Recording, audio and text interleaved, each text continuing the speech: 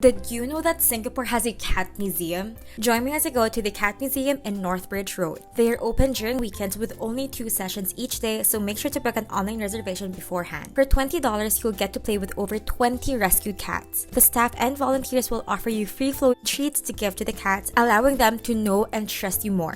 What I love about this place is that they actually teach you things about these rescues. I learned that when introducing yourself to a new cat, it is better to show the backside of your hand and not your palm. We also had playtime with these super cute kittens.